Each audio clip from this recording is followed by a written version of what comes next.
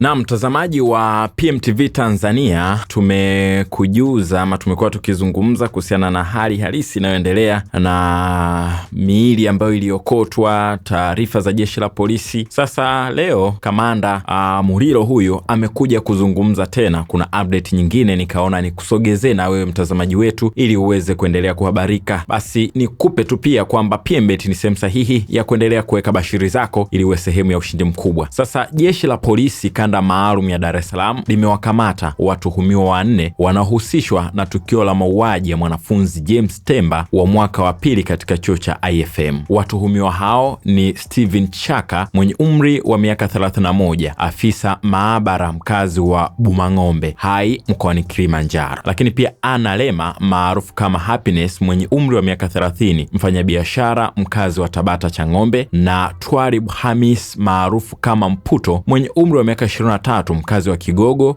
Kati, na mwingine ni Michael John maarufu kama Tambali mwenye umri wa miaka 26, huyu ni mkazi wa Kigogo Kati pia. Tukio hilo lilitokea Aprili 30, 2026 ambapo mwili wa James Temba ulipatikana unaelea katika maji ya mto Msimbazi, eneo la Kipawa, Ilala, ukiwa hauna kichwa. Polisi wamesema wanaendelea na uchunguzi wa kina wa tukio hilo na kwamba baadhi ya vielelezo muhimu vinaendelea kuchunguzwa ili kubaini ukweli wa kilichotokea. Kamanda wa polisi kanda maalum ya Dar es Salaam Jumanne Muliro amesema uchunguzi huo unafanyika kwa uzito mkubwa na kwamba kila atakayebainika kuhusika atachukuliwa hatua za kisheria. Aidha, jeshi la polisi limewataka wananchi kuwa watulivu wakati uchunguzi ukiendelea. Kukamatwa kwa watuhumiwa hao kunakuja wakati ambapo mwili wa marehemu James Temba ukiwa unaagwa leo jijini Dar es Salaam kabla ya kusafirishwa kwenda Kilimanjaro kwa ajili ya mazishi yatakayofanyika siku ya kesho. Nini maoni yako? Shiriki nasi hapo sehemu ya maoni.